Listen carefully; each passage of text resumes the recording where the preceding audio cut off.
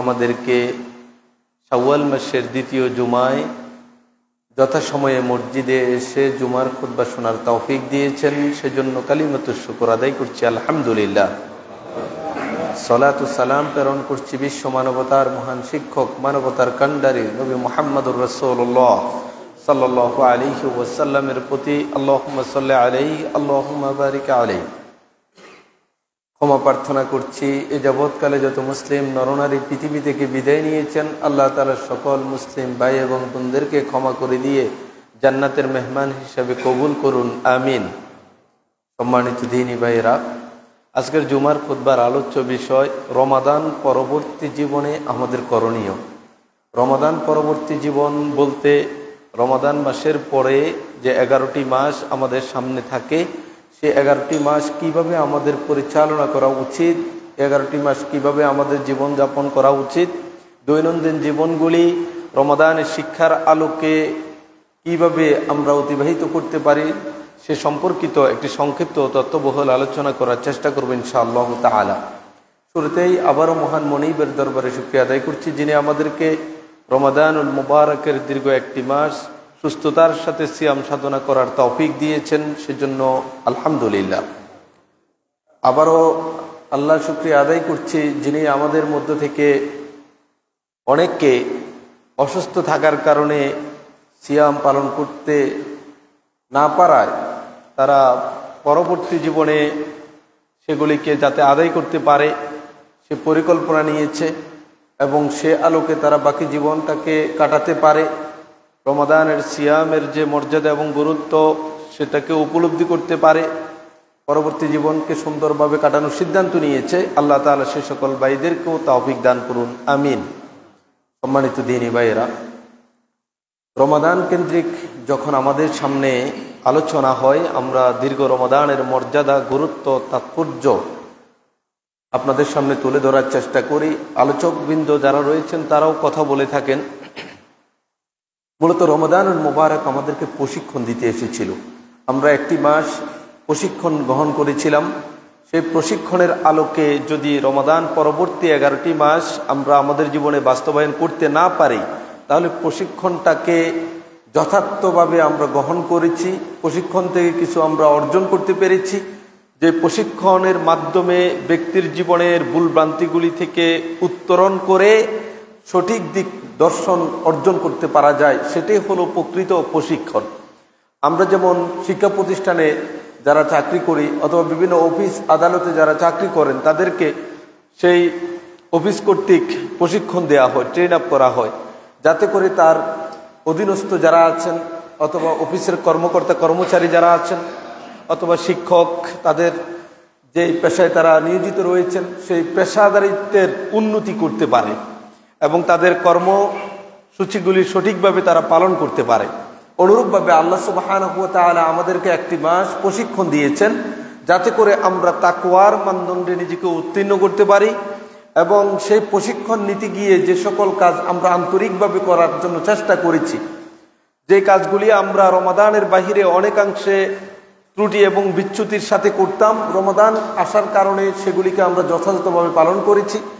আমার বিশ্বাস, যে সকল মানুষেরা রমাদানে 5 ওয়াক্ত সালাত জামাতের সাথে আদায় করেছে, এই মানুষগুলির অনেকেই রমাদানের বাহিরে 5 ওয়াক্ত সালাত ইচ্ছা করলেও বাস্তবতার কারণে তার জীবন থেকে ছুটে যায়, অথবা অনেকেই অবহেলা করেও পরিপূর্ণ সালাতকেও বর্জন করে ফেলে। কিন্তু যখনই রমাদান আমাদের মাঝে আগমন করে, আমরা রমাদানের এক সুবাতাস পেতে থাকি, রমাদানের সে বারাকা, যে রহমত আল্লাহর পক্ষ থেকে জমিনে অবধারিতভাবে আসতে থাকে, তখন প্রত্যেক মুমিন হৃদয়ে ইবাদতের প্রতি একটি প্রাণ সঞ্চার হয়। যে মানুষগুলি রমাদানের আগে ইবাদতের প্রতি এতটা আগ্রহ থাকে না, রমাদান আসলে আগের চেয়ে কিছু বেশি ইবাদত করার এমনিতে কিছু আগ্রহ তৈরি হয়। সেই রমাদানে আমরা যে সকল কাজগুলি করেছি, যদি রমাদানের পরবর্তী জীবনে আমরা সেগুলিকে ধরে রাখতে না পারি, তাহলে রমাদান থেকে আমার জীবন পরিবর্তনের মতো কোনো কিছু আমি অর্জন করতে পেরেছি বলে মনে হবে না। তন্মধ্যে 4টি কাজ আমাদের মনে রাখতে হবে রমাদান পরবর্তী জীবনে যদি আমরা করতে পারি, তাহলে রমাদানের পরের 11টি মাসও রমাদানময় হয়ে যাবে আমাদের জন্য ইনশাআল্লাহ। রমাদান যেমন আমাদের কাছে আমলি চেতনা উদ্বুদ্ধ করেছে, ঠিক রমাদানের পরের এই 11টি মাসেও যদি আমরা 4টি শিক্ষাকে আমাদের জীবনে বাস্তবায়ন করতে পারি, আশা করা যায় রমাদানের যেমন ইমানের সজীবতা, ইমানের মিষ্টতা আমরা অর্জন করার চেষ্টা করেছি, বাকি 11টি মাসও সেই ইমানের মিষ্টতা এবং সজীবতার উপরে আমরা চলতে পারবো ইনশাআল্লাহ তাআলা। তার প্রথম নাম্বার হলো সালাত আদায় করা, বিশেষ করে ফরজ সালাতগুলিকে কোনোভাবেই যাতে আমাদের থেকে ছুটে না যায়। কারণ রাসূলুল্লাহ সাল্লাল্লাহু আলাইহি ওয়াসাল্লাম তিনি বললেন, লা তাতরুক সালাতাম মাকতুবাতাম মুতাআম্মিদা, তুমি সালাতকে ইচ্ছাকৃতভাবে ছেড়ে দিও না। ইচ্ছাকৃতভাবে শুধু শুধু অবহেলা অযত্নে কোনো ফরজ সালাত যাতে ছুটে না যায়, রাসূল সাল্লাল্লাহু আলাইহি ওয়াসাল্লাম বললেন। কারণ মান তারাকাহা মুতাআম্মিদান ফাকাদ বারিয়াত মিনহু যিম্মাহ, ইয়ানি যিম্মাতুল্লাহি ওয়া রাসূলি, যে ব্যক্তি ইচ্ছাকৃতভাবে ফরজ সালাতকে ছেড়ে দেয় ওই ব্যক্তির উপর থেকে আল্লাহ এবং আল্লাহ রাসূলের জিম্মাদারি উঠে যায়। আল্লাহ রাব্বুল আলামিন যদি কারো উপর থেকে তার দায়িত্ব উঠিয়ে নেন, ওই ব্যক্তি কি ইহুদি না খ্রিস্টান না অমুসলিম না পৌত্তলিক না মুশরিক, সেটা দেখার আর কোনো প্রয়োজন হয় না। আল্লাহ তাআলা দায়িত্ব ওই ব্যক্তির থেকে উঠে যায়। আর রাসূলুল্লাহ সাল্লাল্লাহু আলাইহি ওয়াসাল্লামের দায়িত্ব যদি কোনো ব্যক্তি থেকে উঠে যায়, তাহলে বুঝতে হবে ওই ব্যক্তি রাসূল সাল্লাল্লাহু আলাইহি ওয়াসাল্লামের উম্মত দাবি করার আর সুযোগ থাকে না। কারণ ওই ব্যক্তির ব্যাপারে কোনো তার দায়িত্ব বলতে কিছু নেই। কিয়ামতের মাঠে তার সুপারিশ আপনি অর্জন করতে পারবেন এই চিন্তা আপনি করতে পারেন না। অনুরূপভাবে ফরজ সালাতের মতো এই গুরুত্বপূর্ণ ইবাদত যাতে আমাদের জীবন থেকে ছুটে না যায়, একেবারে অবহেলা অযত্নে শুধু শুধু অকারণে যাতে আমরা সালাতের প্রতি গাফেল না হয়ে যায় এবং সেই সালাতটা যাতে আমরা জামাতের সাথে আদায় করতে পারি, এই রমাদানের প্রশিক্ষণ থেকে 5 ওয়াক্ত সালাত জামাতের সাথে আদায় করতে পারার প্রশিক্ষণ যদি 11টি মাস আমরা প্রয়োগ করতে পারি, বিশ্বাস করুন আপনি আর বেশি কিছু যদি করতে নাও পারেন, যদি আর নফল সালাত আদায় করতে নাও পারেন, এই ঈমানের মিষ্টতা এবং প্রাণবন্ততা আপনার অন্তরে লালন করবেন ইনশাআল্লাহ। একটা হাদিস শুনুন, সহিহ মুসলিমের 489 নম্বর হাদিস। আনাস ইবনে মালিক রাদিয়াল্লাহু তাআলা আনহু, তিনি ছিলেন ছোট্ট সাহাবী, রাসূল সাল্লাল্লাহু আলাইহি ওয়াসাল্লামের খাদিম ছিলেন, খেদমত করতেন, মেসওয়াক এগিয়ে দিতেন, অজুর পানি এনে দিতেন, কাপড়গুলিকে গুছিয়ে রাখতেন, জুতাগুলিকে সামনে এনে দিতেন। ঠিক আনাস ইবনে মালিক রাদিয়াল্লাহু তাআলা আনহুর মতো আরেকজন ছোট্ট সাহাবী ছিল, তার নাম ছিল রবিয়া ইবনু কাআব রাদিয়াল্লাহু তাআলা আনহু। রবিয়াকে একদিন রাসূল সাল্লাল্লাহু আলাইহি ওয়াসাল্লাম কিছু গিফট দিতে চাইলেন, হাদিয়া দিতে চাইলেন। মনে মনে স্থির করলেন যে ছোট্ট সাহাবী রবিয়া আমার খেদমতে থাকে, তাকে কিছু একটা দেয়া প্রয়োজন, দেয়া উচিত। কিন্তু রাসূলুল্লাহ সাল্লাল্লাহু আলাইহি ওয়াসাল্লাম রবিয়াকে কি দিবেন এটা জিজ্ঞেস করলেন না বা তাকে বললেন না। এই কথা বলতে পারতেন, রবিয়া তোমার কাজে সন্তুষ্ট হয়ে, অথবা তুমি আমার দরবারে আমার খেদমতে আছো এজন্য তোমাকে এই উপটুকুনটুকু আমি দিচ্ছি, এটা না বলে রবিয়াকে জিজ্ঞাসা করলেন, রবিয়া বলো তো তোমার কি কোনো কিছু চাওয়ার আছে আমার কাছে, তুমি আমার কাছে চাও। রবিয়াকে বলেছেন, ছোট্ট সাহাবীকে বললেন আমার কাছে কিছু চাও। একবার চিন্তা করুন, বিশ্বনবী মুহাম্মদুর রাসূলুল্লাহ সাল্লাল্লাহু আলাইহি ওয়াসাল্লাম যদি আমাকে আর আপনাকে বলে যে আমার কাছে কিছু চাও, নিঃসন্দেহে আপনি কিং কর্তব্য বিমূঢ় হয়ে যাবেন। কি চাইবো মুহাম্মদুর রাসূলুল্লাহ সাল্লাল্লাহু আলাইহি ওয়াসাল্লামের কাছে, আমার চাওয়া পাওয়ার ধরনটা কি হতে পারে? ছোট্ট রবিয়া ইবনু কাআব যখন রাসূল সাল্লাল্লাহু আলাইহি ওয়াসাল্লামের পক্ষ থেকে শুনলেন রবিয়া আমার কাছে কিছু চাও তুমি, রবিয়া কিছুক্ষণ চুপ ছিলেন। চুপ থেকে বললেন, ইয়া রাসূলুল্লাহ আমি আপনার কাছে চাই শুধুমাত্র জান্নাতে একসঙ্গে থাকতে। সুবহানাল্লাহি ওয়া বিহামদি। ছোট্ট রবিয়া রাসূলুল্লাহ সাল্লাল্লাহু আলাইহি ওয়াসাল্লামকে বললেন, ইয়া রাসূলুল্লাহ আমার জীবনের চাওয়া হলো জান্নাতে আপনার সাথে একসঙ্গে থাকতে চাই। রাসূলুল্লাহ সাল্লাল্লাহু আলাইহি ওয়াসাল্লামের সাথে যারা কিয়ামতের দিন জান্নাতে যখন প্রবেশ করবেন, তার সাথে যারা থাকবে, যেই আড্ডাখানার নেতৃত্ব রাসূলুল্লাহ সাল্লাল্লাহু আলাইহি ওয়াসাল্লাম দিবেন, সেই আড্ডাখানার সদস্য কারা? আবু বকর, ওমর, আলী, উসমান, বিলাল, খাব্বাব, খুবাইব, জালিলুল কদর সাহাবী। সেই সকল সাহাবীদেরকে নিয়ে মুহাম্মদুর রাসূলুল্লাহ সাল্লাল্লাহু আলাইহি ওয়াসাল্লাম যখন খোঁজ গল্পে থাকবেন, সেই খোঁজ গল্পের জায়গাতে রবিয়া ইবনে কাব থাকতে চায়। রাসূলুল্লাহ সাল্লাল্লাহু আলাইহি ওয়াসাল্লাম বললেন, রবিয়া আর কিছু চাও না? বলল, না ইয়া রাসূলুল্লাহ। আপনি একবার ভেবে দেখেন তো, আমরা যখন আল্লাহর কাছে জান্নাত চাই, আমরা কি বলি? আল্লাহ আমাকে জাহান্নাম থেকে মুক্তি দাও, জান্নাত দাও। অথবা আরো বেশি যদি কিছু চাই, আমরা কি বলি? আল্লাহ আমাকে জান্নাতুল ফেরদাউস দাও, তাই না? এর চেয়ে বেশি কিছু কিন্তু আমরা বলি না। রবিয়া ছোট্ট সাহাবীর অনুভূতিটা দেখুন। সে বলতে পারতো, ইয়া রাসূলুল্লাহ আমি জান্নাতে যেতে চাই। এটা না বলে সে বলল কি? ইয়া রাসূলুল্লাহ জান্নাতে আপনার সাথে আমি থাকতে চাই। রাসূলুল্লাহ সাল্লাল্লাহু আলাইহি ওয়াসাল্লাম রবিয়াকে বলল, রবিয়া তোমার এই আবেদন যাতে পূরণ করতে পারি আমি, যাতে তুমি যে আবেদনটুকু আমার কাছে করেছো, আবেদন যাতে আমি পূরণ করতে পারি, সেজন্য আমাকে সহযোগিতা করো। সুবহানাল্লাহ। রাসূলুল্লাহ সাল্লাল্লাহু আলাইহি ওয়াসাল্লাম রবিয়ার কাছে সহযোগিতা চাচ্ছেন। রবিয়া একটু সহযোগিতা করো আমাকে। কেমনে সহযোগিতা করবা? আমাকে বেশি বেশি অজুর পানি এনে দিবা, মিসওয়াক এনে দিবে, আমার জুতা ঠিক করে দিবে, কাপড় চোপড়গুলি গুছিয়ে দিবে, এটা এই সহযোগিতা না। রাসূলুল্লাহ সাল্লাল্লাহু আলাইহি ওয়াসাল্লাম বললেন, রবিয়া তোমার এই আবেদন পূরণে আমাকে সহযোগিতা করো বেশি বেশি সিজদা করার মাধ্যমে। আল্লাহু আকবার। প্রিয় ভাইয়েরা, একবার চিন্তা করে দেখুন, রবিয়া ইবনে কাব রাদিয়াল্লাহু তাআলা আনহু রাসূলুল্লাহ সাল্লাল্লাহু আলাইহি ওয়াসাল্লামের সাথে জান্নাতে একসঙ্গে থাকতে চান। সেই জায়গায় থাকার জন্য মুহাম্মদুর রাসূলুল্লাহ সাল্লাল্লাহু আলাইহি ওয়াসাল্লাম রবিয়াকে বললেন, তোমার এই আবেদনটুকু যাতে পূরণ করতে পারি আমি, সেজন্য আমাকে সহযোগিতা করো বেশি বেশি সিজদা করার মাধ্যমে। বেশি সিজদা মানে বেশি সালাত, বেশি সালাত মানে বেশি সিজদা। আপনি প্রতি রাকাতে 2টি করে সিজদা, 4 রাকাতে 8টি সিজদা। আপনি যত সাজদা দিবেন তত রাকাত বেড়ে যাবে, যত রাকাত বেড়ে যাবে তত সিজদা বেড়ে যাবে। মুহাম্মদুর রাসূলুল্লাহ সাল্লাল্লাহু আলাইহি ওয়াসাল্লাম রাবিয়াকে বললেন, তুমি আমার সঙ্গী হতে চাও, তাহলে আমাকে সহযোগিতা করো বেশি পরিমাণ সিজদা দেওয়ার মাধ্যমে। হাদিসের বর্ণনাকারী বলছেন অন্য আরেকটি সূত্রে যে এরপর থেকে যখনই আমি রবিয়াকে দেখেছি, তখনই তাকে সালাতরত অবস্থায় দেখেছি। সুবহানাল্লাহ। তখনই আমি তাকে সালাত আদায় করতে দেখতাম। যখনই আমি তাকে দেখতাম, তখনই দেখতাম সে সিজদা দিচ্ছে, তখনই সালাতে দাঁড়িয়ে আছে। কারণ সে রাসূলুল্লাহ সাল্লাল্লাহু আলাইহি সাল্লামের সাথে জান্নাতে থাকতে চায়, রাসূলুল্লাহ সাল্লাল্লাহু আলাইহি সাল্লামের সাথে জান্নাতের সঙ্গী হতে চায়।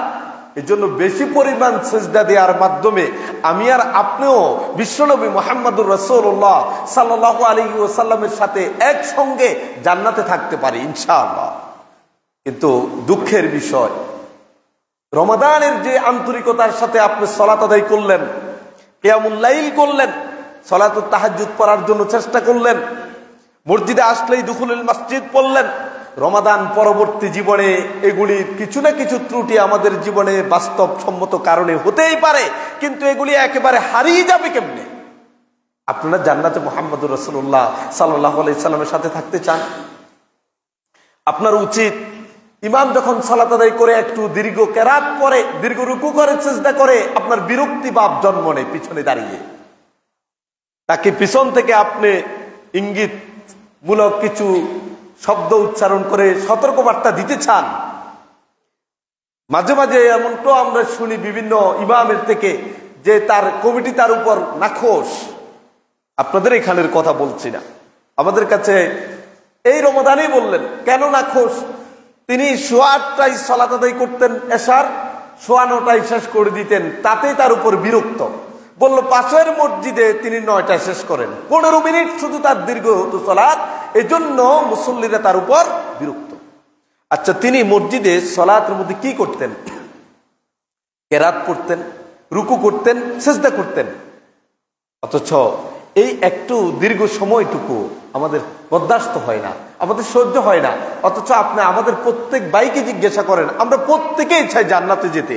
আবার যদি আরেক ধাপে গিয়ে জিজ্ঞেস করেন, আপনি কি রাসূলুল্লাহ সাল্লাল্লাহু আলাইহি সাল্লামের সাথে জান্নাতে থাকতে চান কিনা, রবিয়া যেমনটি চেয়েছে, তখন বলবে এটা হলে তো আরো ভালো। অথচ সেটার জন্য রবিয়াকে যে সবক দিয়েছেন বিশ্বনবী মুহাম্মদুর রাসূলুল্লাহ সাল্লাল্লাহু আলাইহি সাল্লাম, বেশি করে সেজদা দেওয়ার মাধ্যমে এই আবেদন পূরণ করতে, সেই সেজদা আমরা দিতে চাই না। আমরা অনেকে মসজিদে এসে 2 রাকাত সালাত আদায় করে বসে যাই। আপনার মনে রাখা উচিত, আপনার যদি সময় থাকে ইমাম খুতবা দেওয়ার আগ পর্যন্ত 2 রাকাত করে যতক্ষণ পারেন আপনি সালাত আদায় করতে পারেন, নফল সালাত।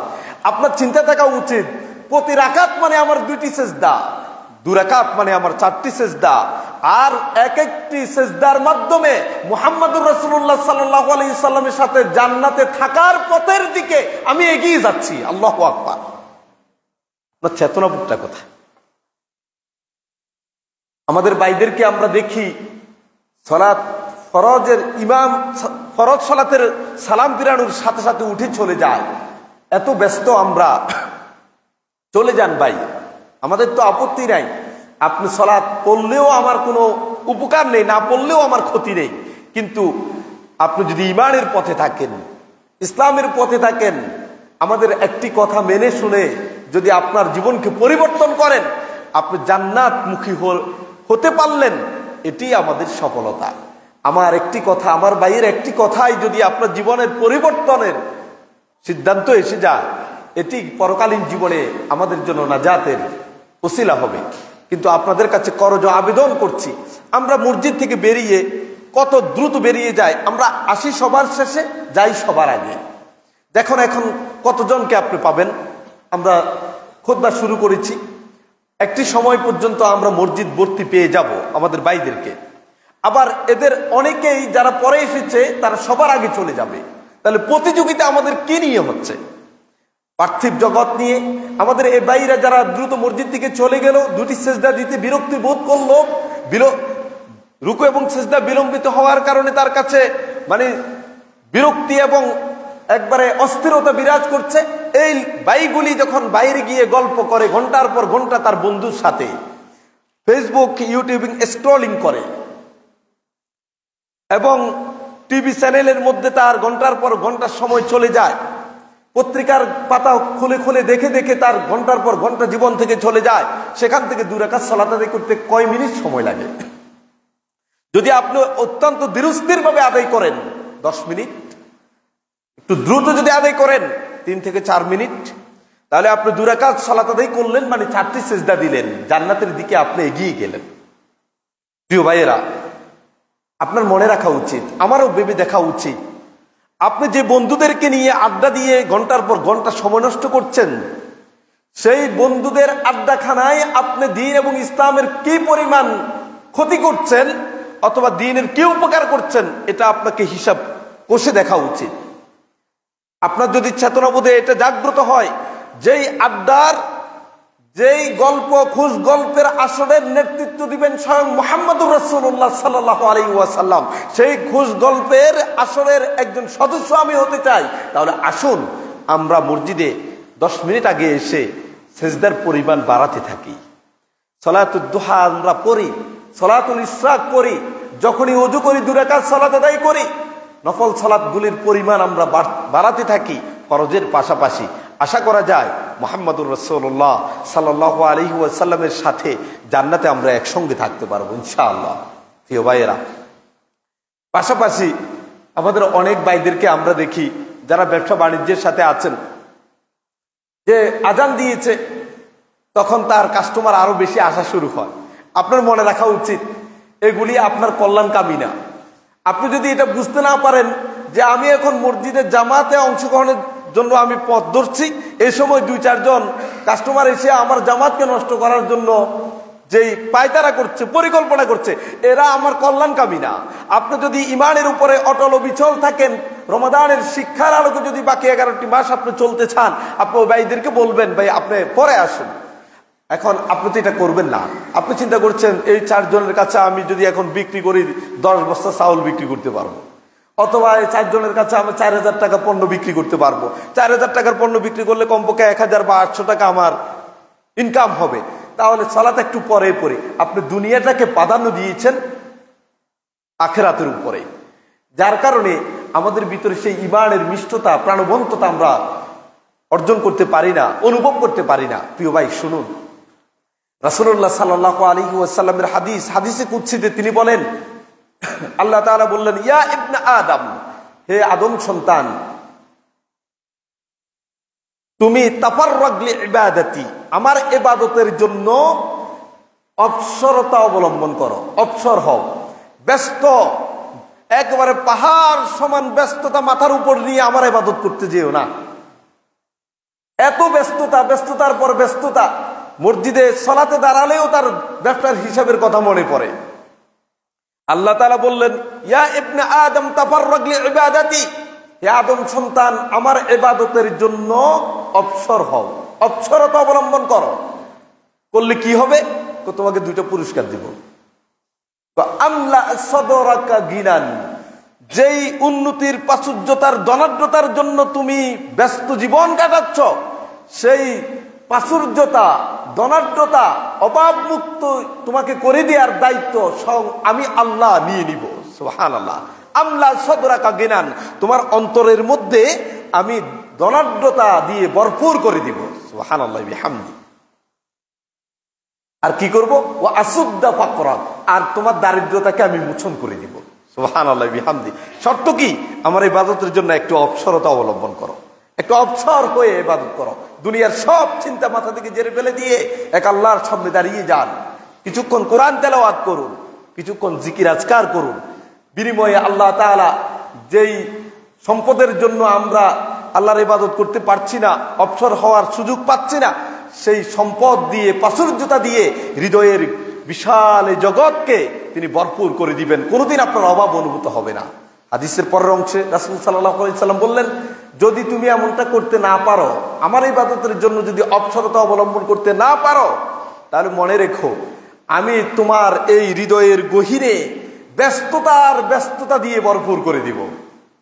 শুধু ব্যস্ত, আপনার ইবাদত করার মতো সময় খুঁজে পান না, শুধু ব্যস্ততা আর ব্যস্ততা। করলেও কত দ্রুত মসজিদ থেকে যাওয়া যাবে, ইবাদতটাকে সংক্ষেপ করা যাবে, সে নিয়ে আপনি চিন্তা থাকেন। আর তোমার দারিদ্রতা, অভাব আমি মোচন করে দিব না, এটা তোমার চোখের সামনে ঝুলতেই থাকবে।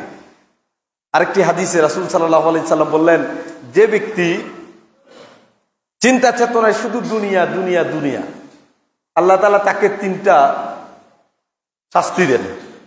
তার সার্বক্ষণিক চিন্তা হলো মান কানাতিদ দুনিয়া হাম্বা, তার চিন্তা চেতনাই হলো দুনিয়ামুখী। আখিরাতটা হচ্ছে অপশনাল।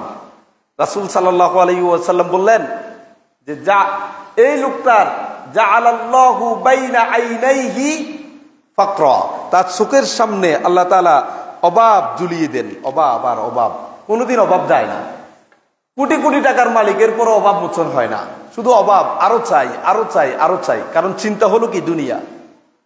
আর কি ওয়াফাররাকা লাহু শামলা, এবং অনেক কাজ আপনার অফিসে, বাসায়, আত্মীয় স্বজন অনেক প্রেসার দিচ্ছে, অমুকের এই কাজটা করে দিতে বললো, বস এই কাজ দ্রুত জমা দিতে বললো, বাড়িতে আসতে স্ত্রী অসুস্থ, সন্তানগুলিকে দেখভাল, অনেক কাজ আপনি হয়রান। রাসূল সাল্লাল্লাহু আলাইহি ওয়াসাল্লাম বললেন, এই দুনিয়াদারের কাজগুলিকে আমি সহজে শেষ করতে সুযোগ দিই না, শেষ করতে দিই না। সে গুছিয়ে আনলেও এমন একটা সমস্যা তৈরি করে দিই, আবার সব এলোমেলো হয়ে যায়। এলা বলুন। এবং 3 নম্বর শাস্তি হলো ওয়ালাম ইয়াতিহি দুনিয়া ইল্লা মা কুদ্দিরা লাহ, কয় তার জন্য দুনিয়া শুধু ওইটুকুই থাকে যেটুকু তার কপালে লেখা আছে, তাকদিরে লেখা আছে, সেটাই পায়। দুনিয়ার পিছনে এত ঘুরে ঘুরে সে শুধু ওইটুকুই পাইল, এর চেয়ে বেশি কিছু তো পায় না। একদিকে চোখের সামনে অভাব ঝুলে থাকে, কাজগুলিকে এলোমেলো করে দেওয়া হয়, এবং দুনিয়ার শুধু যা লেখা আছে এর বাহিরে অর্জন করতে পারে না। বিপরীতে ওমান কায়নাতিল আখিরাতু হাম্মা, যার চিন্তা চেতনা আখিরাতমুখী, আখিরাত দুনিয়া করে সেটাও আখিরাতের জন্য করে, আখিরাতমুখী, তাকে 3টা পুরস্কার দেয়া হয়। জাআলাল্লাহু ফি কলবিহি গিনান, তার অন্তরের মধ্যে ধনাঢ্যতা প্রাচুর্যতা তৈরি করে দেন, তার অভাব মনে হয় না, কোনো অভাব নেই। জিজ্ঞেস করবেন খুব তৃপ্তির ডেকুর ছেড়ে বলবে আলহামদুলিল্লাহ, অনেক ভালো রেখেছেন আল্লাহ তাআলা। আপনার কোটি কোটি সম্পদ থাকার পরেও পেরেশানি কম দেখি না, আল্লাহ আমাকে দুমুঠু ডাল ভাত খাওয়ায়ে এত শান্তিতে রেখেছেন যেটা কল্পনা করা যাবে না। আল্লাহ রাসূল বললেন এই আখিরাতমুখী ব্যক্তিদের অন্তরের মধ্যে অভাব মুক্ত থাকে, অভাব অনুভব করে না। দ্বিতীয় পুরস্কার কি? ওয়াজামা আলাকু শামলা, ওই যে সেই সব কাজগুলিকে গুছিয়ে আনবে কেমনে, হয়রান হয়ে গেছে, এত কাজের চাপ। রাসূল সাল্লাল্লাহু আলাইহি সাল্লাম বলেন আল্লাহ তাআলা এমন এক আয়োজন করে দেন নিমিষেই কাজটা শেষ হয়ে যায়। সুবহানাল্লাহ বিহামদি, মানে কাজটা সে সঠিকভাবে সুন্দর করে শেষ করে ফেলতে পারে। দেখেন না অনেকে বলে এত পেরেশান ছিলাম যে কাজটা কেমনে করব, হবে কি হবে না। আলহামদুলিল্লাহ, আল্লাহ একবার সহজে শেষ করে তৌফিক দিয়েছে। আখিরাতওয়ালা যারা, আল্লাহ তাআলা তাদেরকে এই পুরস্কারটা দেন। তৃতীয় নাম্বার পুরস্কার হলো ওয়াতাতহুদ দুনিয়া ওয়া হিয়া রাগিবা, এই আখিরাতওয়ালা লোকটা দুনিয়ার বিমুখ হয়ে আখিরাতের চিন্তায় যাবতীয় কাজ করে, আর দুনিয়া তার পিছু থেকে যায় না, দুনিয়া এসে তার পদচুম্বন করে। সুবহানাল্লাহ বিহামদি, যেই আখিরাতমুখী লোক দুনিয়ার পিছনে ঘুরে না, আল্লাহ বললেন ওই দুনিয়ার যা কিছু প্রয়োজন সবকিছু এসে তার কাছে ধরা দেয়। তাহলে আপনার লাভ কি হলো দুনিয়ার মুখে চলে? আল্লাহ তাআলা আমাদেরকে বুঝার তৌফিক দান করুন। আমরা জান্নাতে যাতে মুহাম্মদুর রাসূলুল্লাহ সাল্লাল্লাহু আলাইহি ওয়াসাল্লামের সাথে থাকতে পারি, রমাদানের এই শিক্ষার আলোকে যাতে আমাদের বাকি সময়টুকু কাটাতে পারি, সেজন্য আমরা আল্লাহর কাছে তৌফিক কামনা করছি। তাহলে এক নাম্বার, রমাদান পরবর্তী জীবনে রমাদানের প্রথম শিক্ষা 5 ওয়াক্ত সালাত জামাতের সাথে পুরুষরা আমরা আদায় করব। আমাদের বোনদের আরেকটা সমস্যা আছে, এটা আপনারা সতর্ক থাকবেন, আপনাদের স্ত্রী সন্তান মেয়েদেরকে বউদেরকে বলবেন। আমাদের মা বোনরা বাসা বাড়ির কাজ করতে করতে সালাত আদায় করে অনেক বিলম্বে, জোহরের সালাত আদায় করতে করতে 3টা 3:30 বাজে, অনেকের বাড়িতে এটা আছে। এখন দেখবেন তাদের ভিতরে শয়তান এসে তাদেরকে একটা বুঝ দেয়, কয় যে তুমি এখন সালাত আদায় করবা, সারা শরীর গরমাক্ত, এরপরে স্যাঁতস্যাঁতে বাপ, একটু অস্থির, রান্না বান্নার কাজ শেষ করছো, একটু গোসল টোসল করে অবসর হয়ে তারপরে করো, সালাতের সময়ের মধ্যে শেষ। এই সমস্যাটুকু আমাদের মা বোনদের মধ্যে আমরা দেখি। আপনার দায়িত্ব হলো আপনার স্ত্রী, আপনার পরিবারের সদস্যদেরকে বলবেন, মহিলাদেরকে, যে তোমরা যে অবস্থায় থাকো, যে কাজে তোমার করা লাগে, আজানের অপেক্ষা না করে ওয়াক্ত হলেই তুমি সালাত আদায় করে। আমাদের বোনদের আরো একটা সমস্যা আছে, ইমাম সাহেবের আজানের অপেক্ষায় থাকে। যারা সালাত আদায় করতেও চায় তারা ওয়াক্ত হলেই আদায় করতে হবে এই চেতনা তারা রাখে না। তারা মনে করে পুরুষদের আগে মহিলারা নামাজ করতে পারে না। অনেক এলাকায় আমরা শুনি যে এখনো পুরুষরা আদায় করলো না, আমরা করি কেমনে? না, আল্লাহ তাআলা এইরকম পুরুষদের ইবাদতের সাথে মহিলাদের ইবাদতটাকে মানে যোগ করে দিয়েছেন, এটা না করলে এরা করতে পারবে না, এরকম কোন বিধান ইসলামী শরীয়তে নাই। বরং অনেকাংশে মহিলাদেরটা সহজ করে দিয়েছেন। এটা আপনারা বুঝাবেন যাতে তারা দিনের সালাতগুলি, রাতের সালাতগুলি ওয়াক্ত হওয়ার সাথে সাথে দুপুরের রান্না বান্না কাজ শুরু করার আগেই প্রথম ওয়াক্তে তারা শেষ করে নিতে পারে। এক্ষেত্রে আপনি তাকে সহযোগিতা করতে পারেন। আপনারা আমার কারণে অনেকাংশে তারা তাড়াহুড়া করতে গিয়ে ব্যস্ততার কারণে এই সালাতটা একেবারে বিলম্বে শেষ সময় গিয়ে পড়ে, যেটা দুঃখজনক। এক্ষেত্রে আমরা সতর্ক থাকব, নিজেরা ওয়াক্ত মতো জামাতের সাথে সালাত আদায় করব এবং আমাদের মা এবং বোনদেরকে আমরা উৎসাহিত করব। আল্লাহ তাআলা আমাদেরকে তৌফিক দান করুন।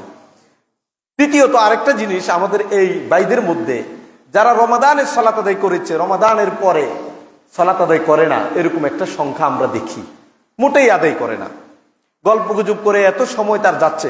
ভাই, ইসলামী শরিয়ায় কোনো ব্যক্তি সালাত আদায় না করে মুসলিম থাকতে পারে এটা আমাদের জানা নেই। সাহাবায়ে কেরামের যুগে শুধু সালাত দিয়ে বুঝতো কে ইমানদার আর কে কাফের। এখন আমি আর আপনি বছরের পর বছর সালাত আদায় করি না, অথবা সপ্তাহে একদিন সালাত আদায় করি, অথবা বছরে একদিন দুদিন ঈদের সালাত আদায় করি, এর মাধ্যমে আমরা নিজেদেরকে মুসলিম এবং ইমানদার বলি। সাহাবায়ে কেরাম রিদওয়ানুল্লাহি আলাইহিম আজমাইন তারা এই সালাত দিয়ে এটা কি ইমানদার না কাফের এটাকে তারা বুঝতেন। মানদণ্ড হলো, থার্মোমিটার হলো সালাত। আর মুনাফিক বুঝতেন কেমনে? জামাতে সে ইমানদার দাবি করছে, মুসলিম দাবি করছে, কিন্তু জামাতে সালাত আদায় করে না, মসজিদে তাকে দেখা যায় না। এটা দিয়ে বুঝতেন যে মসজিদে আসে না ওটা হলো মুনাফিক, আর যে মসজিদে আসে সে হলো পাক্কা ইমানদার। তাহলে ভাই আপনি বলছেন যে নামাজ না পড়লে কি হয়েছে, আমার অন্তর ঠিক আছে। অন্তর ঠিক তো সব ঠিক, এই অন্তর ঠিক থাকলো কেমনে? যেখানে ইমান এবং কুফুরের মধ্যে পার্থক্য সূচিত হয় সালাতের মাধ্যমে। আপনি সালাত আদায় না করে ইমানদার থাকলেন কেমনে? আবার মসজিদে আসেন না, আপনি আবার ইমানদারের দাবি করেন।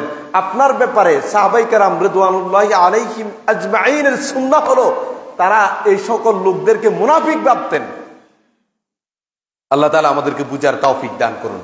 তাহলে আমরা ভাই পড়বো তো ইনশাআল্লাহ 5 ওয়াক্ত সালাত। রমাদানে পড়েছি, রমাদানের পরবর্তী জীবনে ফরজের পাশাপাশি বেশি পরিমাণ নফল, বেশি বেশি সিজদা যাতে আমাদের দ্বারা হয় সে চেষ্টা আমরা করব। আল্লাহ তাআলা আমাদের সবাইকে তৌফিক দান করুন। দ্বিতীয়ত যে কাজটুকু আমরা করব সেটা হলো তেলাওয়াতুল কোরআন। রমাদানে অনেকেই আমরা কোরআন পড়তে পারি না। আমার বলতে খুব ইচ্ছে হয়, নিয়মিত আমরা আপনাদের কাছে এই কথাগুলি বলার চেষ্টাও করি। আমি আপনি অনেক কিছু বুঝি, দুনিয়ার জ্ঞান সম্পর্কে অনেক স্বচ্ছ ধারণা রাখি। RS, CS, BS, খতিয়ান, নকশা এগুলি সম্পর্কে আমার চেয়ে বড় উস্তাদ আর কেউ নাই। এরকম সমাজে অনেক বাইরে আছে। রসায়ন, বায়োলজি, ম্যাথ, ইংলিশ এগুলির ব্যাপারে পণ্ডিত আমাদের চারপাশে অনেককে আপনি পাবেন।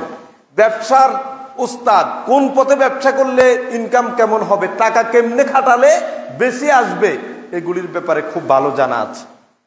কিন্তু আল্লাহর কালাম বুঝার জন্য তার সময়ও হয় না। এর চেয়ে বড় কোপাল পোড়া আর কেউ হতে পারে কিনা আমার জানা নেই। কেমনে আল্লাহর দরবারে আমরা যাব? রাসূল সাল্লাল্লাহু আলাইহি সাল্লাম বললেন, ইন্নাকুম লা তারজিউনা ইলাল্লাহি বিশাইইন আফদালা মিম্মা খারাজা মিনকুম। আল্লাহর কাছে আমরা যা কিছু নিয়ে তার সাথে সাক্ষাৎ করব, তার সবচেয়ে সর্বোত্তম সাক্ষাৎ হলো কোরআন নিয়ে যে সাক্ষাৎ করতে পারবে। সুবহানাল্লাহ বিহামদি। অথচ আমাদের রমাদান বছরের পর বছর যাচ্ছে, আমরা শিখতে পারছি না। সিদ্ধান্ত নেন না একবার যে আগামী রমাদান আসার আগে কোরআনটা আমি শিখার চেষ্টা করব। পরিবারের যারা পড়তে জানে না তাদেরকে শিখাবো। প্রিয় ভাই, আমি এবারে রমাদানের শেষ দশকে ছিলাম মানিকগঞ্জের মেয়রের মসজিদে। সেখানে আমাদের সাথে একজন ভাই ছিলেন, তিনি নও মুসলিম, তার বাড়িও মানিকগঞ্জে, সেই গিউর। সেখান থেকে ছেলেটার বয়স হবে 20 থেকে 22 সর্বোচ্চ। সে ছেলেটার যে করুণ অনুভূতি শুনেছি, অথচ আমরা জন্মকালীন সময় থেকে এ পর্যন্ত 60-70 বছর জীবন অতিক্রম করেছি, আমরা কোরআন পড়তে তো জানি না। পড়তে হবে সে অনুভূতিটুকু পর্যন্ত আমাদের ভিতরে জাগ্রত হয় না। সে নও মুসলিম, সে এসে বলল, তাকে জিজ্ঞেস করলাম তুমি ইসলাম ধর্মে আসার পিছনে গুরুত্বপূর্ণ কারণ কি? অনেক কথার মধ্যে একটা বলল, জীবনে আমি যখন বুঝতে শুরু করি তখন দেখি আমার চারপাশের হিন্দু সম্প্রদায়ের ভাইয়েরা সকালবেলা উঠে তারা যেভাবে পূজা অর্চনা করে, সরস্বতী, কালিমা, এরপরে যায় তাদের বড় বড় যে পূজা অর্চনাগুলি হয়, এগুলি আমার ভিতরে দাগ কাটতো, আমার ভিতরে আমাকে কষ্ট দিত। যে লোক যে যার কাছে আমরা পূজা করছি, যার কাছে আমরা চাচ্ছি, অথচ তাকে ধুই মুছে দিচ্ছি, আমরা তাকে আমরা হাত দিয়ে ধরে সেখানে রাখছি, তার কাছে আবার চাচ্ছি, তো সে কেমনে আমাদের এই চাওয়াপাগুলি পূরণ করতে পারে? এটা আমার ভিতরে আমার ছোটবেলা থেকে বুঝ হওয়ার পর থেকে আমার কষ্ট দিত। যখন বড় হতে লাগলাম, বড় হতে হতে ইসলাম সম্পর্কে চারপাশে যারা আছে তাদের থেকে শোনার বুঝার চেষ্টা করলাম। তার মা বাপ জানতো না সে যে মুসলিম হয়েছে। সে মুসলিম হওয়ার প্রায় 1 বছর পরে তার মা বাপ জেনেছে সে ওই ঘরেই থাকতো, ওই বাড়িতেই থাকতো। সালাত আদায় করতো কেমনে? ইসলাম গ্রহণ করছে কার কাছে? সংক্ষেপে শুধু আপনাকে বলছি, সে বলল যে আমি প্রকাশ্যভাবে কারো হাতে, কারো সামনে অথবা কারো কাছে গিয়ে ইসলাম ধর্ম গ্রহণ করিনি। আমি ডক্টর জাকির নায়েকের লেকচার শুনতাম, শুনে সেখান থেকে আমি জেনেছি যে কারো কাছে গিয়ে করতে হবে এটা শর্ত না। তিনি ডক্টর জাকির নায়েকের লেকচার শুনে নিজেই কালিমায়ে শাহাদাত পাঠ করলো, গোসল করলো, কালিমায়ে শাহাদাত পাঠ করলো, ওর পর থেকেই সালাত আদায় করা শুরু করলো ওই রোমের ভিতরে। তার মা বাপ জানতো না। যখন তার মা বাপের সন্দেহ হতে শুরু করলো, আজান দিলেই সে যেখানেই থাকতো ঘরে চলে আসতো, কারণ বাহিরে তো সালাত আদায় করতে পারবে না, যেহেতু লোকজন জানে না, কাউকে বলেনি। এখন সালাত আদায় করতে হবে, লোকটার অনুমতি দেখেন। আজান দেওয়ার সাথে সাথে আমি যেখানেই থাকতাম আমি ঘরের ভিতরে চলে আসতাম, এসেই আমি অজু করে নির্জনে দরজাটা লাগিয়ে দিয়ে সালাত আদায় করতাম। এভাবে কিছুদিন যাওয়ার পরে যখন আমার মা দেখে যে আজান দিলেই আমি চলে আসি, সেটা একটু অনুভব করতে লাগলো যে আসলে কারণটা কি। তখন তারা আমাকে ফলো করতে শুরু করলেন। যখন আমি বুঝতে পারলাম তারা আমাকে অনুসরণ করছে, তাদেরকে একটু বোকা বানানোর জন্য আমি আর দরজা লাগাতাম না, দরজাটা খুলে রাখতাম। দরজা খুলে রাখতাম যাতে বুঝতে না পারে আমি ভিতরে কোনো ইসলামী কাজ বা অন্য ধর্মের কিছু চর্চা করি। দরজা খোলা রাখলে তো বুঝবে যে না দরজা খোলা আছে, গোপনে কিছু হচ্ছে না। ও দরজা খোলা রেখে দরজার আড়ালে দাঁড়িয়ে সালাত আদায় করতাম। আপনার অবস্থা কি? আমার অবস্থা কি? সে নিজে নিজে মোবাইলে শুনে শুনে কোরআন তেলাওয়াত শিখেছে। মাত্র 1-2 বছরে এত সুন্দর তেলাওয়াত করতে পারে, এবং শুধু তেলাওয়াতে না, সে পড়ে বুঝে, এবং ইসলামী এত জ্ঞান সে অর্জন করেছে, অনেক আলেমের কাছে পর্যন্ত সে জ্ঞান নাই। আমি হতবাক হয়েছি তার অনুভূতি এবং তার অবস্থা দেখে। অথচ আমাদের কি চরিত্র দেখেন।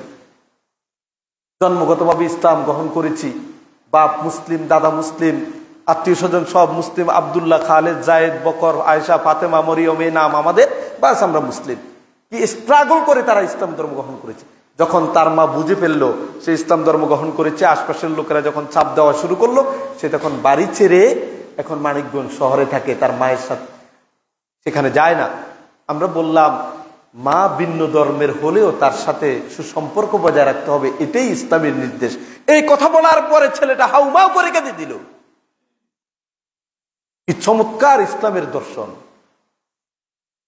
অন্য ধর্মের হলেও তার সাথে দুর্ব্যবহার করা যাবে না। তার অনুভূতি দেখে, মানে ইসলামের সৌন্দর্যের এই কথাগুলি শুনে সে অভিভূত হয়। আর আমাদের অবস্থা কি?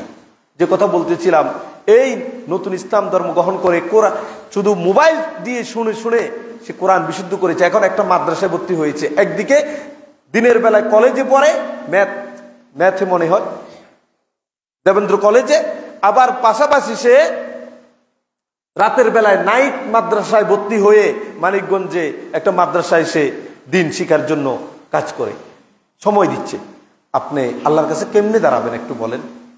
আমি আপনি কেমনে আল্লাহর দরবারে দাঁড়িয়ে জবাব দিব? আল্লাহ তাআলা আমাদেরকে তার পক্ষ থেকে নাজিলকৃত সর্বশ্রেষ্ঠ মহাগ্রন্থ কোরআন পড়ে বুঝার তৌফিক দান করুন। এই প্রসঙ্গে আমরা অনেক কথা আপনাদেরকে বলেছি। বিনীতভাবে অনুরোধ করব, রমাদান পরবর্তী 11টি মাসে যারা পারি না তার শিখার জন্য এখনই চেষ্টা করব। অনেক পদ্ধতি আছে, মসজিদের ইমাম মুয়াজ্জিনরা আছে, নাদিয়া পদ্ধতি, বৈজ্ঞানিক পদ্ধতি, এরপরে যাই অনেক পদ্ধতিতে এখন কোরআন 2-3 মাসে শিখানো যায়, শিখতে পারে। শুধু আপনার সিদ্ধান্ত নেওয়ার বিষয়। আল্লাহ তাআলা আমাদেরকে তৌফিক দান করুন।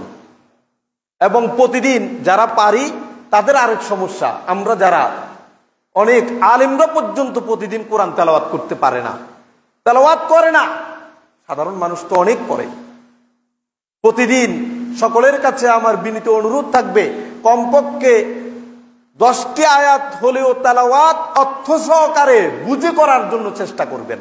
নিজে করবেন, পরিবারের সদস্যদেরকে বলবেন, সন্তানদেরকে তালিম দিবেন। আর যা কিছু করো সেটার জন্য আমার কোনো দাবি নাই, তবে কোরআন পড়তে হবে অর্থসহ। আলহামদুলিল্লাহ, আমি আমার ছেলে মেয়েদেরকে এই তালিমটা দেওয়ার চেষ্টা করছি। আল্লাহ তাআলা সহজ করে দিয়েছেন। দিনের শুরু হবে কোরআন দিয়ে, দিনের শেষ হবে কোরআন দিয়ে। সারা দিন তুমি যা মন চাই করো, আমি তোমার ব্যাপারে যে বিষয় পড়তে চাও আমার কোনো আপত্তি নাই। অন ইসলামিক না হলেই হলো, তবে সেগুলি কত পড়লা কত জানলা এটা নিয়ে আমার কোনো মাথা ব্যথা নাই। তোমার রোল নাম্বার 1 হতে হবে, তুমি গোল্ডেন A+ পেতে হবে, এ চাওয়া পাওয়া আমার মোটেই নাই। আমি চাই তুমি একজন ভালো মানুষ হও, তুমি কোরআনওয়ালা হও, এর চেয়ে বেশি কিছু আমার চাওয়া পাওয়া নেই। আপনিও চেষ্টা করুন, আপনি পারবেন। দিনটাকে শুরু করবেন কোরআন দিয়ে, রাতে ঘুমোতে যাওয়ার আগে আবার কোরআন নিয়ে 1 পৃষ্ঠা হলেও, 1টি আয়াত হলেও অর্থ সহকারে পড়ে তারপরে যাতে ঘুমাতে যায়। করবো তো ইনশাল্লাহ ভাই আমরা। 3 নাম্বার যে করণীয় রমাদান পরবর্তী জীবনে আমাদের, সেটা হলো রমাদান এসেছিল তাকওয়া অর্জন করার জন্য, তাই না? তাকওয়া, তাকওয়া মানে কি? বেঁচে থাকা। বেঁচে থাকা কিসের থেকে? গুনাহ থেকে বেঁচে থাকা। মানে গুনাহ থেকে আমি কেমনে বেঁচে থাকবো সে ট্রেনিং দিয়েছেন রমাদানে। 1 মাস সিয়াম সাধনা করেছেন, খাবার সামনে থাকলেও খান না। আপনি যে সিয়াম রাখছেন আল্লাহ ছাড়া কেউ জানেই না, জানার উপায় নেই। আপনি চাইলে গোপনে রুমের ভিতরে খেয়ে আসলেও এটা কেউ বলতে পারে না। কিন্তু তারপরেও যেটা আপনি আর আপনার রব ছাড়া কেউ বুঝার কায়দা নাই, সেখানে আপনি এত খাবার, এত ব্যবস্থাপনার পরেও খাচ্ছেন না কেন? আল্লাহর ভয়ে।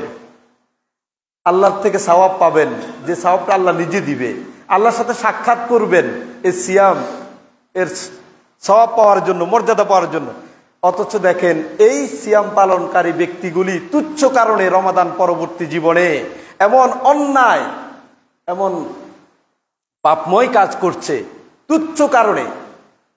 তাহলে এই রমাদান যে তাকওয়ার ট্রেনিং দিল, গুনাহ থেকে বাঁচার প্রশিক্ষণ দিল, সেটা তো আপনি নিমিষেই শেষ করে দিলেন। এই জন্য আল্লাহ তাআলা সূরা নাহলের 92 নম্বর আয়াতে বললেন, ওয়ালা তাকুনু কাল্লাযিনা নাকাদাত গাজলাহা মিন বা'দি কুওয়াতিন আনকাসা। তোমরা ওই মহিলার মতো হয়ে যেও না যে মহিলা সুতা পাকিয়েছে, সুতাকে সুন্দর করে পাকিয়েছে, মজবুত করে, কিন্তু পরবর্তীতে অবহেলা অযত্নে এটাকে নিমিষেই নষ্ট করে ফেলেছে। আপনি একটা কাজ সুন্দর করে গুছিয়ে আনলেন, পরে শুধু শুধু এটাকে যদি নষ্ট করে দেন, এটাকে বোকা বা পাগলি উম্মাদিনী বলবে সবাই। তা আল্লাহ তাআলা বলল, তোমরা ওই উম্মাদিনী মহিলার মতো হয়ে যেও না যে মহিলাটা মজবুত করে সুতা পাকিয়ানোর পরে এটাকে তুচ্ছ কারণে কি করে দিয়েছে? নষ্ট করে ফেলেছে। এরকম তোমরা হয়ে যেও না। এর মানে কি? মানে রমাদানে তুমি যে প্রশিক্ষণ নিয়েছো, এই প্রশিক্ষণটাকে রমাদান পরবর্তী সময়ে তুচ্ছ একেবারে অযথা কারণে তুমি এই ট্রেনিংটাকে নষ্ট করে দিও না। প্রিয় ভাইয়েরা, সে তাকওয়া মানে গুনাহ থেকে বেঁচে থাকা। এখন এই গুনাহ থেকে বেঁচে থাকার যে প্রশিক্ষণ আমরা নিয়েছি, সেই প্রশিক্ষণের উপর বাকি 11 মাস কেমনে থাকবো, আমি 7টি মূলনীতি বলবো। মনে রাখবেন, যদি এই 7টি মূলনীতি আপনি মেনে চলতে পারেন এই 11টি মাসে, তাহলে আপনি রমাদানে যেমন তাকওয়ার প্রশিক্ষণ নিয়েছেন, রমাদানের পরবর্তী 11টি মাসেও ওই তাকওয়ার প্রশিক্ষণের উপরেই আপনি থাকবেন ইনশাআল্লাহ। তাকওয়া আপনার নষ্ট হবে না।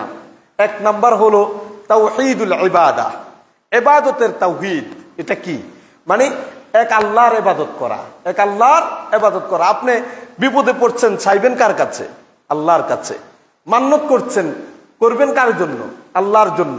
সালাত আদায় করছেন, করবেন কার জন্য? আল্লাহর জন্য। এখন আপনি বলবেন আমরা তো আল্লাহর ইবাদতই করি। শুনেন, আল্লাহ তাআলা পবিত্র কোরআনুল কারীমের প্রথম সূরা সূরাতুল বাকারা, সূরা বাকারার 20 আয়াত পর্যন্ত, সূরা ফাতিহার পরে সূরা বাকারার 1 থেকে 20 নম্বর আয়াত পর্যন্ত কোনো অর্ডার, কোনো আদেশ, কোনো নিষেধ এই জাতিকে করে নাই। সূরা বাকারা প্রথম সূরা, কোরআন শুরু হয়েছে হতে গিয়ে 20টা আয়াত পর্যন্ত ঈমানদারদের বৈশিষ্ট্য আলোচনা করছে, কাফেরদের স্বভাব বৈশিষ্ট্য নিয়ে কথা বলছে, মুনাফিকদের চরিত্র নিয়ে কথা বলছে। করে শেষ করে প্রথম যে আদেশ কোরআনে, কোরআনুল কারীমের সর্বপ্রথম যে অর্ডার 21 নম্বর আয়াতে, সেটা কি শুনেন। ইয়া আইয়ুহান নাস, হে মানব মণ্ডলী, ইত্তাকু, ইয়া আইয়ুহান নাস উবুদু রাব্বাকুম, হে মানব মণ্ডলী তোমরা তোমাদের রবের ইবাদত করো। প্রথম আদেশ কোরআনুল কারীমের প্রথম সর্বপ্রথম আদেশ হলো তোমাদের রবের ইবাদত করো। ইবাদত হবে শুধু রবের। এখন সেই রবের ইবাদত মানে শুধু সালাত আদায় করার নাম ইবাদত না। মসজিদের ভিতরে বাহিরে সর্বত্র যে যেখানে আছেন সেখানেই ওই বিষয়ের আল্লাহর আদেশ কি, তার নিষেধাজ্ঞার বিষয়টা কি, সেটা জেনে করার নামই হলো ইবাদত। রবের ইবাদত করবেন কেন? আল্লাযী খালাকাকুম, যিনি তোমাদেরকে সৃষ্টি করেছেন, ওয়াল্লাযীনা মিন ক্বাবলিকুম, এবং যিনি তোমাদের পূর্ববর্তীদেরকেও সৃষ্টি করেছেন। তো কেন তোমরা তোমাদের রবের ইবাদত করবা? তো কারণ লাআল্লাকুম তাত্তাকুন, যেন তোমরা তাকওয়া অর্জন করতে পারো, গুনাহ থেকে বেঁচে থাকতে পারো। তাহলে বুঝা গেল তাকওয়ার মানদণ্ডে উন্নীত হয়ে তাকওয়া নষ্ট না করার জন্য তাকওয়ার উপরে থাকার প্রথম মূলনীতি হলো এক আল্লাহর ইবাদত করা, এক আল্লাহর ইবাদত করবেন। বিদায় হজের দিন রাসূল সাল্লাল্লাহু আলাইহি ওয়াসাল্লাম ইবনে আব্বাস রাদিয়াল্লাহু তাআলা আনহুকে, তার চাচাতো ভাই, তাকে বলতেছেন, হে ছোট্ট গোলাম, শোনো, তোমারে এমন কিছু কথা আমি শিখাই দিব, এগুলি যদি তুমি মেনে চলতে পারো তাহলে তোমার জন্য একটা পুরস্কার আছে।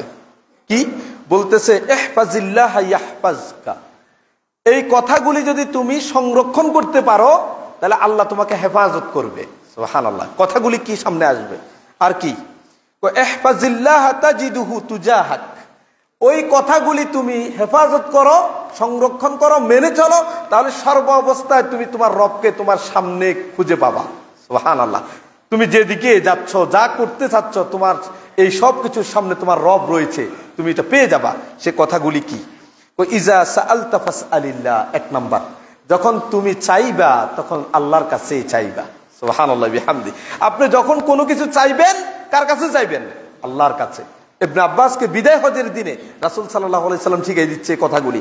শিখাই দেওয়ার পরে বললেন কি, এগুলি যদি মেনে চলতে পারো আল্লাহ তোমার সব বিপদ আপদ থেকে হেফাজত করবে, সর্ব অবস্থায় তোমাকে দেখভাল করে রাখবে, এবং তুমি যাই করো তোমার সামনে সামনে আল্লাহকে পেয়ে যাবা। তার প্রথমটা কি? যখন চাইবা আল্লাহর কাছে চাইবা। ওয়াইজাস্তাআনতা ফাস্তাইন বিল্লাহ। দ্বিতীয়ত হলো যখনই সাহায্য চাইবা তখন আল্লাহর কাছে সাহায্য চাইবা। কোনো কিছু চাইলে আল্লাহর কাছে চাইবা।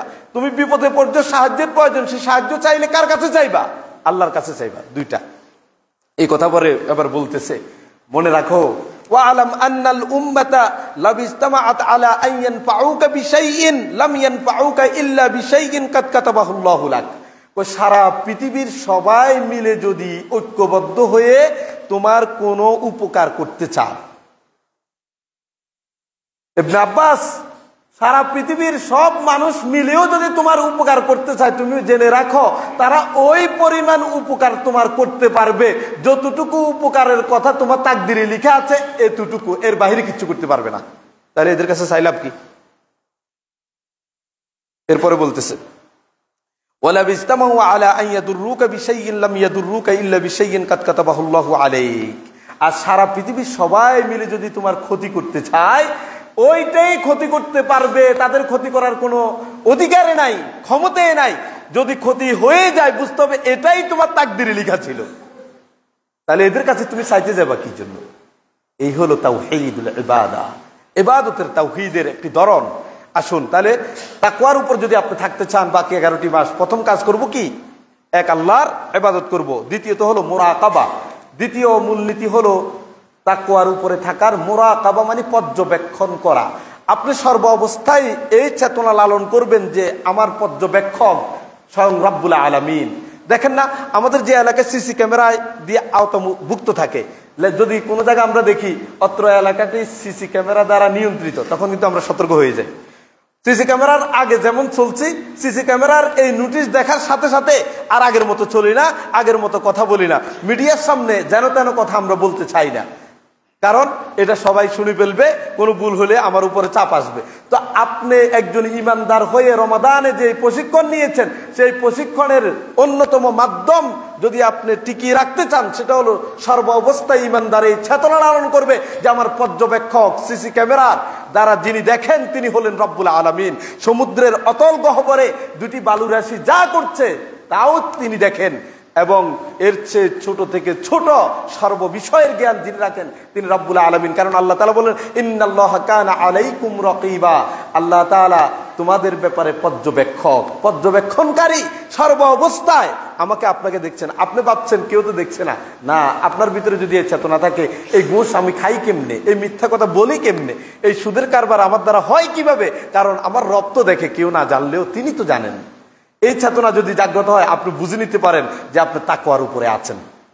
3 নাম্বার আল ইকতিসাদু ফিল ইবাদা, ইবাদতের মধ্যে ভারসাম্যতা তৈরি করতে হবে। ইবাদত আমাদের মধ্যে অনেক ভাইদেরকে আমরা দেখি নামাজে খুব একেবারে পাক্কা ইমানদার, নামাজ, সিয়াম, যাকাত, হজ খুব ভালো, কিন্তু প্রতিবেশীর সাথে দুর্ব্যবহার করে, পিতামাতার অধিকার নষ্ট করে, মানুষেরকে গালিগালাজ করে, মানুষের সাথে মুআমালাতে তার খুব বেশি ভালো আচরণ আমরা দেখি না, অথচ সে মসজিদে আসলে পাক্কা ইমানদার।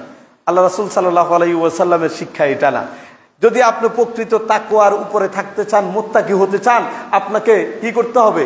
ব্যালেন্স করতে হবে। মানে মসজিদে যেমন আপনি ইমানদার, মসজিদের বাহিরের কাজেও আপনি ইমানদার হওয়া লাগবে।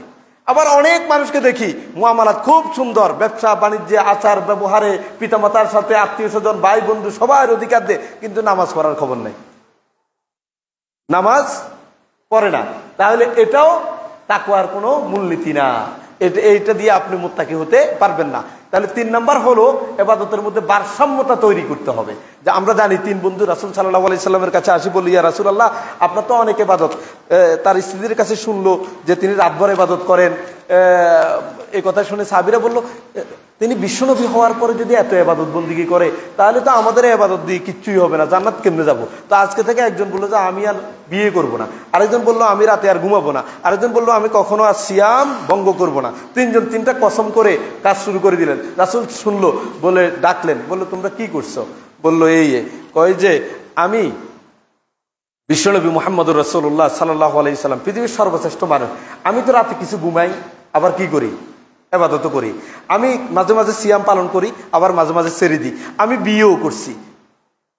আর তোমরা এই আমার কাজ সুন্নাত, রাতে কিছুক্ষণ ঘুমানো, মাঝে মাঝে সিয়াম ছেড়ে দেয়া, আবার বিয়ে করা, এগুলিকে বাদ দিয়ে তোমরা আল্লাহ হইতে চাও নাকি? সুতরাং বুঝা গেল এই ভারসাম্যহীনতা ইসলাম অনুমোদন করে না। সর্ব জায়গায় আপনার সুন্নাহর আলোকে চলতে হবে, এটাই তাকওয়ার 3 নাম্বার মূলনীতি। 4 নাম্বার ইখলাস এবং নিয়া। সংক্ষেপে বলছি, ইখলাসের সাথে আল্লাহর ইবাদত করতে হবে। ইখলাস, আপনি বলবেন ইখলাসের সাথে এটা কি? প্রথম তো বললেন আল্লাহর ইবাদত। হ্যাঁ, আল্লাহর ইবাদত করতে গিয়ে ইখলাস থাকে না। কেমন থাকে না? আপনি ইবাদত সালাত আদায় করতে আসছেন, কিন্তু মানুষকে দেখানোর জন্য আমি মসজিদ সেক্রেটারি, মসজিদের ক্যাশিয়ার, অথবা মসজিদের এই আছি, অথবা সমাজের গণ্যমান্য ব্যক্তি, আমি যদি নামাজ না পড়ি মানুষে কি বলবে, অথবা হুজুর আমার বাড়িতে খাবে কিনা, অথবা কেমন জানি হয়, এই জন্য আপনার তাহলে সালাত আদায় করলেন, কিন্তু ইবাদতটা কার হলো? আল্লাহর, কিন্তু সেখানে ইখলাস ছিল না, লোক দেখানো হলো, অথবা অন্য কোনো উদ্দেশ্য হলো। সুতরাং আপনার এই ইবাদত দিয়ে তাকওয়ার অর্জন হবে না। যেমন দেখেন, আপনি যখন ঘরে সালাত আদায় করেন তখন টুপি ছাড়া পরেন, গেঞ্জি একটা গায়ে দিয়ে পরেন, গামছা গায়ে দিয়ে পরেন, যেন তেনভাবে রুকু সেজদা দিয়েন, কোনো যত্ন অযত্নের সাথে অবহেলা কেন জানি দ্রুত শেষ করতে চান। যখন মসজিদে আসেন খুব যত্ন সহকারে রুকু দেন, সেজদা দেন, লম্বা কেরাত পড়েন, কারণটা কি? তার মানে আপনি ঘরে যখন যেন তেন ভাবে পড়ছেন, উদ্দেশ্য হলো আরে হইলে তো হলো, কেউ তো দেখছে না। যখন মসজিদে আসি এত সুন্দর করে পড়েন, যদি এই চিন্তা থাকে মানুষ দেখছে, ওই রকম যদি পড়ি তাহলে তো বলবে যে আমি নামাজও পড়ি না, আপনার নামাজ গেছে, ইখলাস নাই। আশা করি বুঝতে পারছেন। তাহলে 4 নাম্বার হলো তাকওয়া অর্জনের অন্যতম মূলনীতি ইখলাস। এক আল্লাহর ইবাদত করব তার সন্তুষ্টির জন্য, পৃথিবীর কারোর জন্য না, কারো সন্তুষ্টির জন্য না। 5 নাম্বার হলো এই সব ইবাদত করার ক্ষেত্রে সুন্নাহর অনুসরণ করব আমরা। সুন্নাহর আপনি যাই করবেন, আমি কি বলছি, অমুক কি বলছে, সেটার আগে আপনার জানতে হবে এই ব্যাপারে সুন্নাতটা কি, রাসূল কি বলেছেন, সাহাবায়ে কেরাম কেমনে এই কাজটা করেছেন, এটা আপনি জানা উচিত। আপনি রাজনীতি করবেন, সেখানে রাসূলুল্লাহর সুন্নাহটা কি, সাহাবায়ে কেরাম রিদওয়ানুল্লাহি আলাইহিম আজমাইনের সুন্নাহটা কি, সেটা আপনি মানবেন। তাহলেই আপনি তাকওয়ার নীতির উপরে থাকতে পারবেন, অন্যথায় এটা কোনোদিন সম্ভব না। আপনি বেদাত করবেন আর বলবেন আমি বড় মুত্তাকি, কে কয় আপনার মুত্তাকি? কারণ সুন্নাহর প্রতিপালন পাশাপাশি 6 নম্বরে হলো বেদাত বর্জন। বেদাত বর্জন করতে হবে তাকওয়ার উপরে থাকতে হলে বেদাত চর্চা করে আপনি যত বড় আলখাল্লাই পরেন, আমরা দেখি অনেক ভাইদেরকে যে জুব্বা পরা, এরপরে সুন্দর জামা, সুন্দর মেসওয়াক, সব ঠিক আছে, বড় বড় তাসবিহ দানা, কিন্তু বেদাতের মনে হয় যেন ফ্যাক্টরি তার ভিতরে। তাকে দেখলে বেদাত প্রতিনিয়ত মনে ছকছক করে এখান থেকে বের হয়, অথচ তাকে সমাজের মানুষ একবারে খুব বড় আল্লাহওয়ালা বুজুর্গ। আমাদের সমাজে আমরা দেখতাম কিছু মানুষকে নামাজে সালাতে দাঁড়ায়, তার ঠোঁট লড়ে না। মানে আমাদের সমাজের একজন খুব আল্লাহওয়ালা মানুষ, আমরা তাকে খুব বুজুর্গ মানুষ বলতাম। তিনি যখন রাস্তায় হাঁটতেন এদিক সেদিক তাকাতেন না, নিচের দিকে তাকাই যেতেন এবং নিচের দিকে তাকাই বাসায় আসতেন। যখন নামাজে দাঁড়াতেন এবং কারো কাজের কাছে শুনছি রাতে যখন গভীরে চলতেন তার মানে দুই পাশে আলো জ্বলতো, আমরা দেখি নাই, শুনেছি। মানে তার বুজুর্গ বা আল্লাহওয়ালা এমনি ভালো মানুষ, খুব এবাদত গুজার ছিল। আমি বলতেছিলাম এবাদত গুজার হলেই হবে না, সেটা সুন্নাহর আলোকে হওয়া লাগবে। তিনি যখন নামাজে দাঁড়াতেন আমরা কখনো তার ঠোঁট লড়তে দেখি নাই একা একা নামাজ পড়তে। তো আচ্ছা, ঠোঁট নাড়া ছাড়া তুমি কেমনি কেরাতটা পড়েন? মনে মনে কেরাত হয় নাকি? তাহলে অক্ষরগুলি যথাযথভাবে উচ্চারণ হয়েছে নি, না হলে এটার অর্থ বিকৃত হয়েছে না? তাহলে এটা কোন তাকওয়া হলো? আল্লাহ ভালো করে জানেন। এই জন্য সর্ব অবস্থা আপনি যত বড় বুজুর্গ হতে চান, সুন্নাহর ব্যতিক্রম করে বুজুর্গ হতে পারবেন না। আর 6 নম্বর হলো বেদাত বর্জন করা। 7 নম্বর এটা বলেই শেষ, সেটা হলো তাকওয়ার নীতির উপরে আমরা থাকতে চাই হালাল উপার্জনের মাধ্যমে। আজকে এটার বড়ই অভাব সমাজে। আঙ্গুল ফুলে কলা গাছ, খোঁজ নিলে দেখা যায় যে হালাল এবং হারামের কোনো বাছ বিচার নাই। এত বড় ধনী লোক, এত আল্লাহ রাস্তায় দান করে, আবার রমজান মাস আসলে দান সদাকার গতি এত বাড়ে। আমাদের থেকে শুনে রমজানে দান করলে এত এত সওয়াব দিয়ে সুদের টাকা জাকাত দেয়, হারাম টাকা জাকাত দিয়ে ওটাকে পবিত্র করতে চায়। মনে রাখবেন, যে মালটা মৌলিকভাবে হারাম, সেটাকে আপনি পবিত্র করবেন কেমনে? সেটাকে পবিত্র করা যাবে? যাবে না। তাহলে ওটার আপনি জাকাত দিয়ে আপনি ভাবছেন যে জাকাতের মাধ্যমে মালটা পবিত্র হয়ে গেছে। অপবিত্রকে আপনি পবিত্র করবেন জাকাতের মাধ্যমে, এটা কোনোদিন হতে পারে। বরং এটা যদি চিন্তা করেন তাহলে আপনার ঈমান চলে যাওয়ার আশঙ্কা আছে। আল্লাহর সাথে আর কি করছেন আপনি? কেমন জানেন? কেন জানি যে আপনি জানেন এটা হারাম টাকা, আবার এখান থেকে দান সাদাকা করে সওয়াব পেতে চান। হারামের যে পাপ আছে এটা ভুলে গিয়ে এটা দান করে সওয়াব পেতে চান আল্লাহ থেকে। ওলামায়ে কেরাম, সালাফুস সালিহিনরা আশঙ্কা করতেন যাদের এই চেতনা থাকে তাদের ঈমান চলে যাওয়ার সম্ভাবনা আছে। আল্লাহ তাআলা আমাদেরকে বুঝার তৌফিক দান করুন। তাহলে আমরা বুঝলাম যে রমাদানে যে প্রশিক্ষণ আমরা নিয়েছি তার প্রথম হলো সালাত, ফরজের পাশাপাশি নফল সালাত বেশি পরিমাণ সিজদা করার মাধ্যমে আমরা বাকি 11টি মাস অতিক্রম করে জান্নাতের আল্লাহ রাসূল সাল্লাল্লাহু আলাইহি সাল্লামের সাথে থাকবো ইনশাআল্লাহ। দ্বিতীয়ত হলো কোরআন চর্চা করব, তেলাওয়াত করব, না পারলে এখন থেকে শেখার চেষ্টা করব। তৃতীয়ত হলো যে তাকওয়ার নীতি আমরা অবলম্বন করেছি, সে তাকওয়ার উপর থাকতে হলে 7টা জিনিসকে আমাদেরকে ধরে রাখতে হবে। তার প্রথম হলো আল্লাহর ইবাদত করা, দ্বিতীয়ত হলো আল্লাহকে পর্যবেক্ষক মনে করা, তৃতীয়ত হলো ইবাদতের মধ্যে ভারসাম্যতা তৈরি করা, চতুর্থত হলো ইবাদতে ইখলাসের মাধ্যমে সম্পন্ন করা, পঞ্চম নাম্বার হলো সুন্নাহর আলোকে ওই ইবাদতটুকু করা, ষষ্ঠ নাম্বার হলো বেদাত বর্জনের মাধ্যমে আল্লাহর ইবাদত করা, 7 নাম্বার হলো হালাল উপার্জন করা। আরো অনেক আছে, এই 7টা হলো মৌলিক। এইগুলি যদি আমরা চর্চা করতে পারি, আশা করা যায় আগামী রমাদান পর্যন্ত আমরা তাকওয়ার উপরে থাকতে পারবো। আল্লাহ তাআলা আমাদেরকে তৌফিক দান করুন। সুবহানাকাল্লাহুম্মা ওয়া বিহামদিকা আশহাদু আল্লা ইলাহা ইল্লা আনতা আস্তাগফিরুকা ওয়া আতুবু ইলাইক।